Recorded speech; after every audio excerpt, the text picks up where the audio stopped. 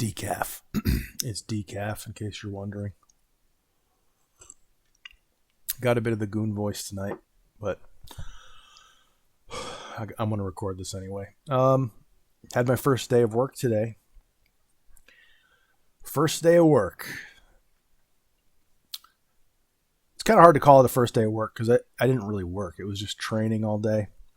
But it was an interesting experience. So I figured I'd talk about it.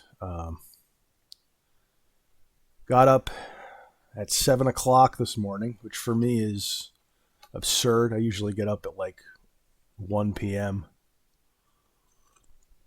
So getting back into the swing of this 9 to 5 is a bit of a challenge, but not, I did it. I wasn't too tired today. I did hit a wall in the middle of the day. That was pretty brutal. But it was exacerbated by the fact that the training was just so boring, But I actually kind of liked having the training, aside from it being really boring at times. Because like at my last job, we had no training at all. I never got like any, the training we did get was like, fraud prevention and certain like laws and stuff. But in terms of like the ins and outs of the mortgage process, we really didn't get much of that, at least in my department. So despite working there for over a decade, I really didn't understand the process at all. But today, we had our first day of training. We have another day tomorrow. And they did kind of a general overview of the business. And I learned a lot. I learned more in a few hours of training than I did, in 10 years working at the other place. And when you understand the role that you're playing within a larger structure,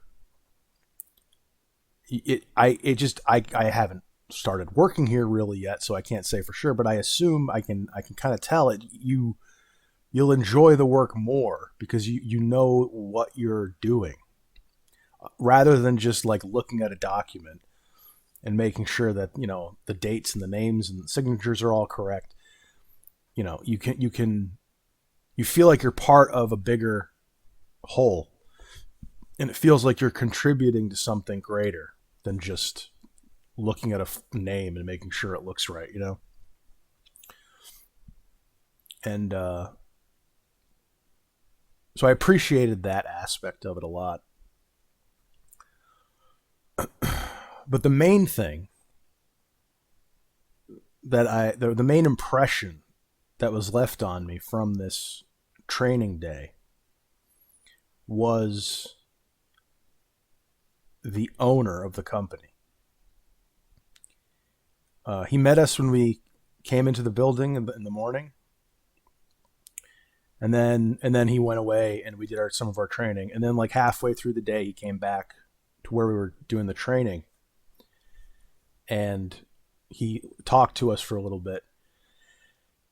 And I got to say, the guy left like a great impression on me, because his whole demeanor and vibe was like the polar opposite of other places that I've worked. Not going to name any names. I don't want to throw any employers under the bus here. But I've worked for companies, let's just say, and they've been, very corporate. Very corporate, kind of stuffy. You might even say woke. But this guy was the total opposite of that. I mean, for starters, I was dressed nicer than the owner of the company was. I'm in a nice little dress shirt, dress pants, nice shoes. I bought it all for this. And he's there in like sweatpants and a sweatshirt, right? And like they said on like the little like onboarding package that the dress code was like casual. You could wear jeans. At my last place, you couldn't wear jeans. They would have special jeans days that you'd have to pay to wear jeans. But they said their general dress code at this place, you can just wear jeans. So, you immediately know, okay, it's a little bit more casual. But this guy, he looks like I do, on the weekends,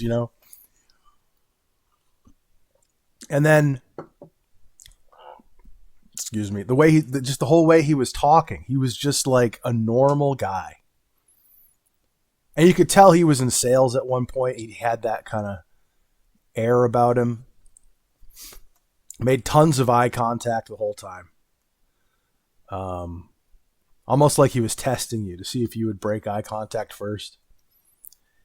But he was just like super chill. He said the F word a couple of times, right? At one point he said, like, he was kind of given the mission statement of the business. And he said, this business exists for one purpose. And before he said it, just because of his whole way of carrying himself, I knew what he was going to say. And he said it. He said, this business exists for one purpose, and that's to make money. Right? Now, I cannot tell you how refreshing that was to hear. When I've had experience working places where if they had said this mission, that this business exists, the purpose of this business, they would have said, we exist to improve people's lives and get them into their dream homes so that they can start building a life for themselves and their families, right? All that corporate bullshit, right? But that's not what this guy said. He said, we exist to make money, which is why any business exists, including those corpo guys who will give you the spiel about making the world a better place. That's not why they're doing it. They're doing it so they can make money.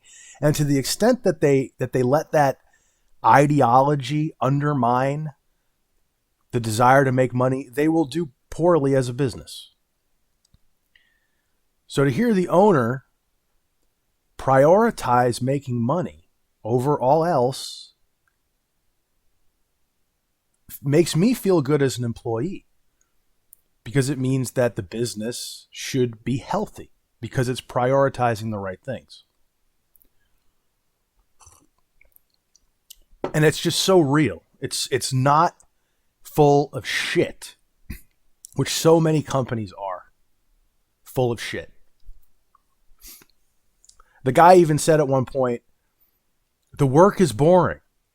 We're in the mortgage industry. I'm not going to say what we do. I'm not going to say the company. I'm not going to say the specific company or anything like that. It's in the mortgage industry. That's all you got to know. And yeah, I mean, let's be real.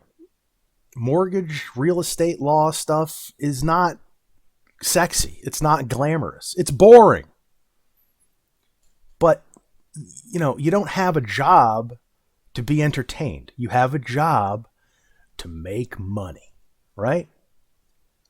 And the fact that he was willing to say that in front of new hires, right? And he said, the work is boring, but you know what's not boring? When you need to fix your car and you don't have to worry about it. Or when you need to, buy something for your kid and you don't have to worry about it, right?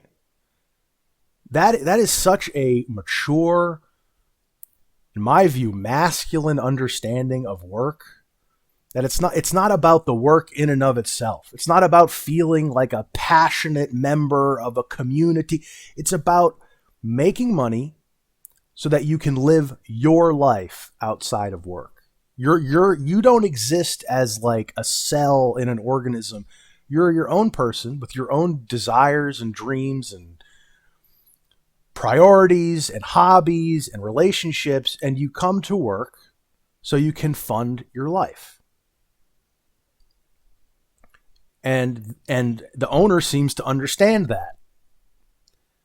And he doesn't seem to be like huffing his own farts like a lot of corpos do, having to feel like they're doing something greater and all that bullshit, right?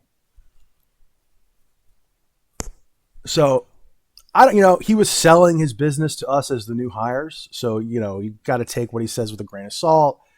He's deliberately saying it in a certain way. He's trying to present it in a certain way, but it worked on me. It really did. Because after he was done talking, I felt so much more at ease working at this place, because I came into this worried, like it's going to be corporate, it's going to be stuffy, it's going to be, soulless, right? But he was like the opposite of all of that. So again, even if, I don't know if he was bullshitting us. I don't know. Again, I don't know. Maybe he was a little bit. I don't know. He was selling the job to us. So, maybe there was a little bit, I don't know. But it worked. Even if it worked. Because now I feel a lot better about this place. When I say it's like chill or laid back or whatever, that doesn't mean it's going to be easy or slow pace. Again, he wants money, so he expects you to work, right? So it could be hard and intense. But I don't know, because I haven't really started working yet. I haven't even met my department yet. I haven't done any of the real workflow yet, so I don't know what that's going to be like. But at least the owner seems chill as hell. Seems awesome. And it just feels really good to be potentially working under, for somebody like that. At one point, he did this like test where he asked us a question, and he said, hypothetically, what if we had one guy who did 10 files with 0 mistakes, perfectly, and we had another guy who did like 84 files with 4 mistakes. Which one do you choose? Which one is the better pick? And the 2 other people that were training with me, he asked them first, what's the better pick? And they both said the 10 perfect files, right? Because perfection, right? You got to really care about the work, right? You got to get really drill down the details. Then he came to me and I said, I would take the 84-4 guy. And he said, 84-4 guy every time, right? Which makes sense. And he said it as much himself. He said, like, because even with those 4 mistakes, if you take those 4 mistakes out, he's still 8x the other guy's volume, right? So the fact that I was the only one who answered that question correctly made me feel good. Maybe it made me feel like maybe I made a good impression on him. He seemed to like me. It's kind of hard to tell. He seemed to like me. But I liked him. Whether or not he liked me, I liked him. So I'm a lot less nervous about working at this place after this first day. Again, I haven't really started working yet. I'm still doing training. I got another training day tomorrow. This whole week is going to be kind of training, but I believe after tomorrow, I will actually be working in the department. So, maybe the first impression is stronger than it'll ultimately end up being, but the first impression was pretty damn strong. I got to admit. I also noticed, I haven't been to the department, but I was in like the internal system, and I saw that there's like 2 or 3 guys in my department that I'll be working with, which just feels great. Because forever I was just working with like women, right? And there's nothing wrong with women. I love women. But it's just nice as a guy to work with other guys from time to time. That's one of the things I liked about this retail job, is I was working with a lot of guys. So it's nice to have a couple of guys that I could work with, maybe pal around with, or just be a little bit at ease because you're with other guys, I hesitated to make this video because like I'm talking about work, and I don't want to talk about work on this channel at all, for obvious reasons. But I don't know. I kind of just said fuck it, honestly, because it was kind of a big deal, kind of a big thing that happened, and it just seemed like it would make a good video. And like, if I can't even talk about this, where I'm basically just blowing smoke up the owner's ass, honestly. If I can't even talk about this, I might as well just quit YouTube now, because I can't talk about anything. So I'm taking the risk. If I get fired for this, it is what it is. I don't think the owner would. I mean, the owner seems so fucking cool. I don't think he'd care. Again, it's not like I said the place. It's not like I'd besmirched anybody. Yeah, I talked about what happened in the training a little bit. But I loved it. There's no negatives here. I loved it. I didn't like the harassment diversity training that you always have to do with these things. You have to do that in freaking retail too. I mean, you do that everywhere. And it shows how much of a grift it is too, because like if this kind of guy can be the owner of a company, but still have this diversity, harassment stuff. And this was some of the worst I've ever seen. Like, you remember the "you will own nothing and be happy" guy? Not Klaus Schwab, the guy from the video where that text was, where he's like smiling really creepily. That image was literally in the training I did. So it was really bad harassment training. But at the same time, it's like, if even this guy has to do this shit, it's like, it's a grift. He doesn't actually care about it. He's just doing it so that Al Sharpton doesn't show up and sue his ass, right? It's like, it's just something you got to do to comply with the overlords. That was the only real negative part of it. I mean, the training itself wasn't like, it was kind of boring. It wasn't super interesting, but it was informative. I learned a lot about the process. I learned a lot about the process of beginning to end of the mortgage process that I really didn't learn at all working at this other place for so long. A lot of it was also familiar. All the docs we were doing, we were reviewing. Like, I've worked with those all the time. I understood those. It was interesting seeing, how they handled it versus the other place. But yeah, it was overall, again, I haven't really started working there yet because it's just been training. But I went into this, as I was saying earlier, very nervous about the vibe because I'm just not a corporate guy. I'm just not. I mean, I feel like that's probably obvious to anyone who's watched my videos. I'm not like a TPS reports, kind of guy. I'm just not that kind of guy. So even though I really wanted this job because it pays better and it's a stable schedule and it's in an office instead of out in the freaking rain and snow, I was also very like, oh God, is it going to be soul crushing? And I'm sure the work itself will be boring. It's just the nature of it. But if the vibe is just a little bit more laid back, dare I say masculine, maybe, I don't know, it could be a lot more enjoyable. You could feel like you're, I don't want to say part of something, but like more of a team member than like an interloper. Like, that's what I feel like in a real corporate environment. I feel like an interloper. I don't belong. You know what I mean? I feel like I'm a freak surrounded by a bunch of normal people. So if it's a little chiller and a little more soulful, maybe I could feel more at home.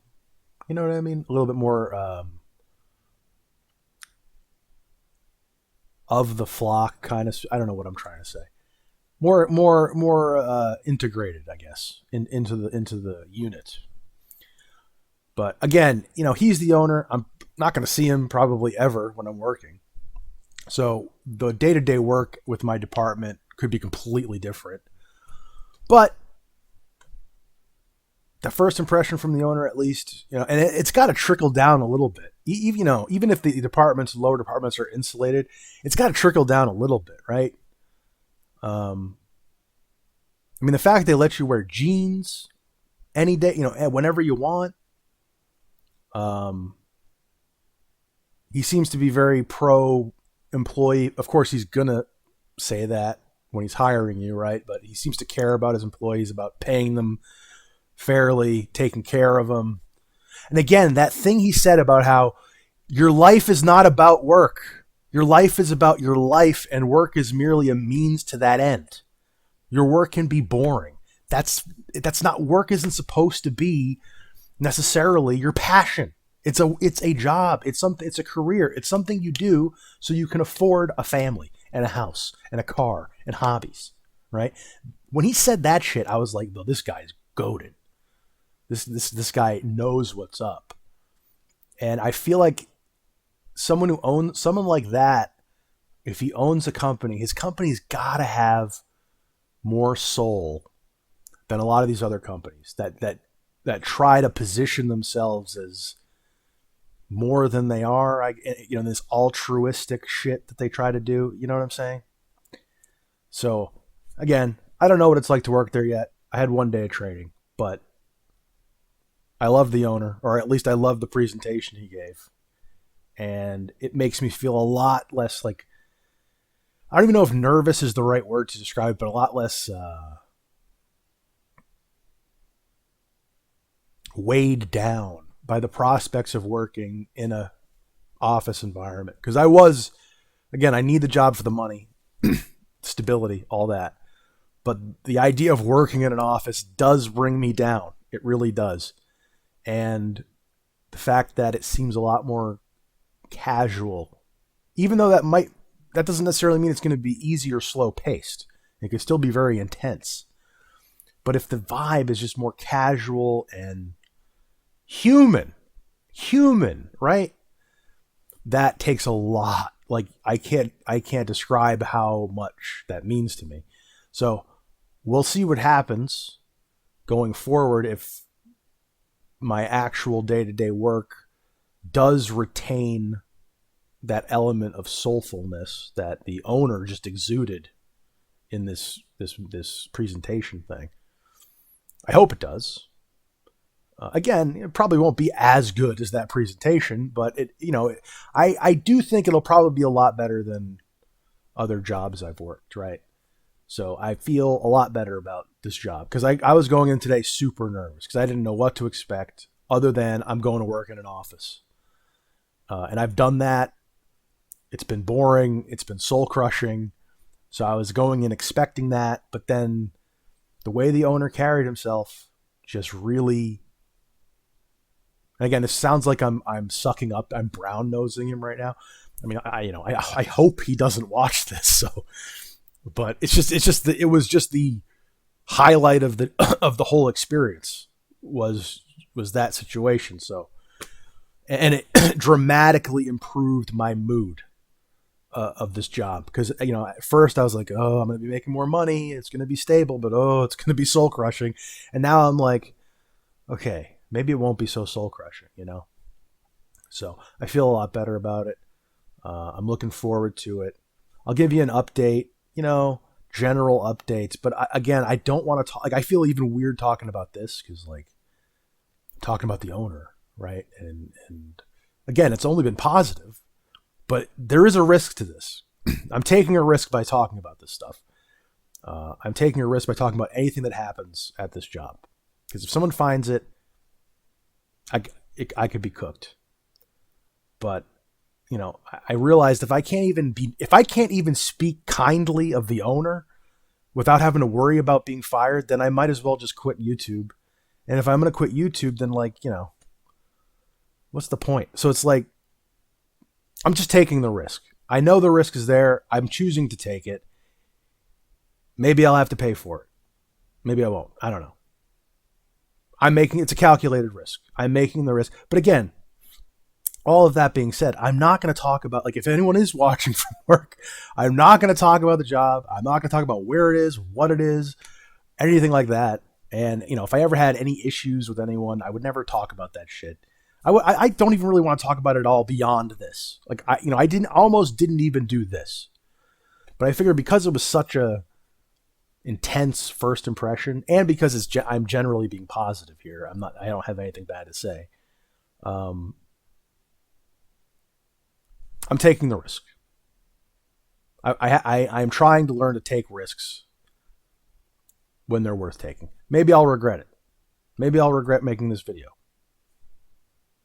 I'll learn from the mistake. But I don't think the risk is very high. So I'm going to make this video. I'm going to put this video out. And that's this video. So Thank you for watching. Again, I'll do one more. Maybe, I don't know, maybe at the end of this week, maybe at the end of next week. Just talking about, how it's going, generally speaking. But other than that, again, I'm not going to talk about work at all. That's not, I can't, for the reasons I just laid out. Like, I can't make work fodder for this channel, because if I do that, then there would be a reason to worry, because, at any moment I could be blowing them up. You know what I mean? So I don't want, even again, I'm almost operating as if one of them is watching me right now. I don't want to do that to them. So I'm just talking about this because it was the first impression, and it was such like an intense experience in a way that I just wanted to talk about it. But going forward, I'm not going to be talking about work. I'm going to have to figure out something to talk about, because I was thinking about, like, if I don't make this video, man, what the fuck am I going to ever talk about? So it's definitely going to be a struggle to figure out things to talk about that aren't work, but I'm going to have to figure it out. So anyway, I've rambled long enough. I've begged and pleaded with my current employers not to fire me enough. That's it for this video. Thank you everybody for watching. I'll see you on the next one.